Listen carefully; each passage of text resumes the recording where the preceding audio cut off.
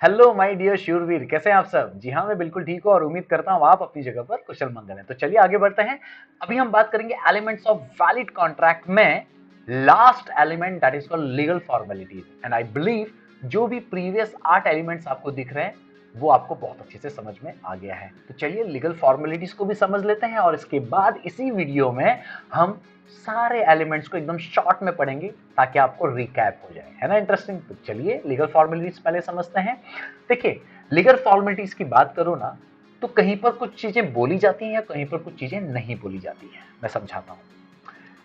देखिए, मैं पहली बात क्या कह रहा हूं। If law does not specify any format, parties are free to adopt as per their choice. Means जब आप कोई कॉन्ट्रैक्ट कर रहे हैं और उस कॉन्ट्रैक्ट को करते समय आपको पता चलता है कि ये पर्टिकुलर डील करने के लिए कोई भी ऐसी एडिशनल फॉर्मेलिटीज नहीं है जो हमें फॉलो करनी चाहिए, तो आपके ऊपर चॉइस, मतलब आपको चॉइस दी गई है कि आप कोई भी फंडा फॉलो कर सकते हो। एग्जाम्पल में toy car. While buying a toy car, while buying a toy car, sell can be in with or without writing. आपको लगता है टॉय कार खरीदने के लिए रजिस्ट्रेशन कंपलसरी है? कभी आपने देखा कि टॉय कार को खरीदने के लिए आपको रजिस्ट्रेशन करना पड़ा? नहीं ना। बेचने वाला आरटीओ ऑफिस में जाता है क्या और वो वहां पर आपका टॉय कार को रजिस्टर करवाता है क्या? आपके टॉय कार के पीछे नेम प्लेट लगता है क्या? नहीं ना। तो यहाँ पर लीगल फॉर्मेलिटीज है जरूरी? बिल्कुल नहीं है। समझ में आ रहा है? तो कोई प्रॉब्लम नहीं है।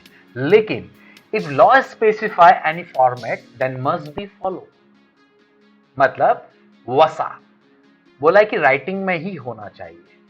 अब टॉय कार आप चाहो तो राइटिंग या ओरल किसी में भी बेच सकते हो, लेकिन यहां पर बोला गया नहीं, कुछ चीजें आपको राइटिंग में ही करनी है, ओरली बिल्कुल नहीं चलेगा। और वो साइंड होना ही चाहिए, स्टैंपिंग होनी ही चाहिए और अटेस्टेड होना ही चाहिए। ये चारों या चारों में से कोई भी एक या दो या तीन, व्हाटएवर होना ही चाहिए। तो भाई जो बोला गया वो करना ही पड़ेगा। एग्जाम्पल सबसे अच्छा है रियल कार या फिर अपार्टमेंट। आपको पता है अगर आपको अपार्टमेंट खरीदना है तो वो प्रॉपर एग्रीमेंट के थ्रू ही होता है, बराबर है कि नहीं। अगर आपको कार खरीदनी है तो प्रॉपर इसका रजिस्ट्रेशन होता ही होता है, अदरवाइज नहीं माना जाएगा। That's great. तो यही बात यहाँ पर समझाने की कोशिश की है कि लीगल फॉर्मेलिटीज अगर बोली गई है देन मस्ट फॉलोड, वसा। अगर नहीं बोली गई है you can adopt as per your choice. That's it. Easy है ना? That's great.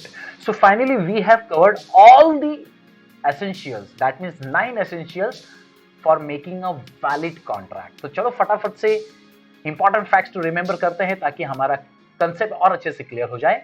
9 एलिमेंट्स हैं और उसके लिए मैंने आपको शॉर्टकट दे दिया है, एक्सेप्ट फ्री काले काले कोला ऑफर। एक्सेप्ट करो फ्री में काले काले कोला ऑफर। कोला तो काला ही होता है ना।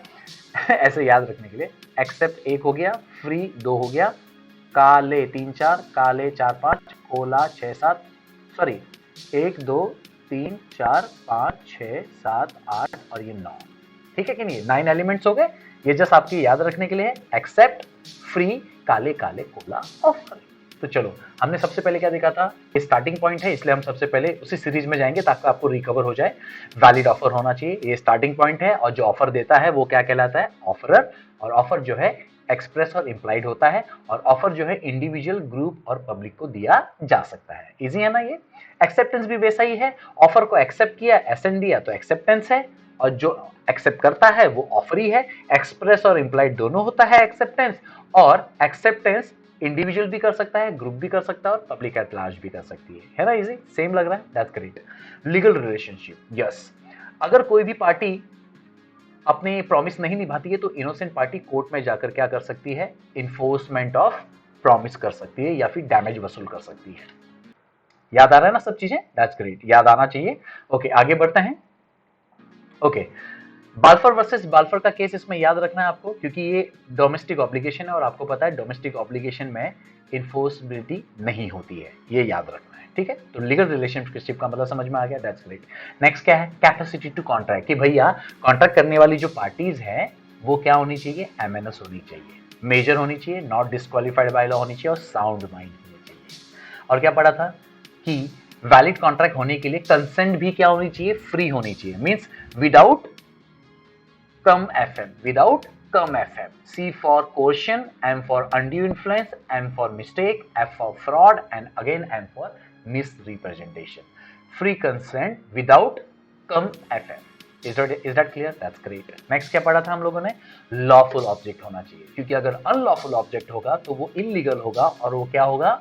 Void from the beginning. That is called void ab initio. Is that clear? That's great. और अगर वो illegal है तो भैया वो contract है ही नहीं, contract में convert होगा ही नहीं. उसके बाद हमने क्या पढ़ा था? Consideration. Consideration का मतलब क्या? Something in return. Quid pro quo. ठीक है कि नहीं? और ये क्या हो सकता है? कैश और काइंड में हो सकता है.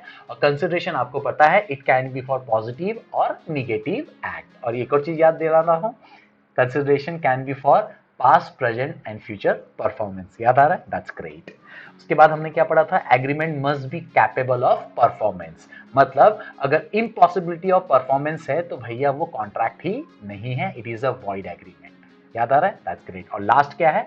Legal formalities. मतलब अगर कहीं पर फॉर्मेलिटी स्पेसिफाई की है तो वही फॉर्मेलिटी फॉलो करनी है, दैट इज कॉल्ड वसा. और अगर कहीं पर भी फॉर्मेलिटी नहीं बताई गई है, लीगल फॉर्मेलिटीज नहीं दी गई है, तो you can adopt the formality as per your choice.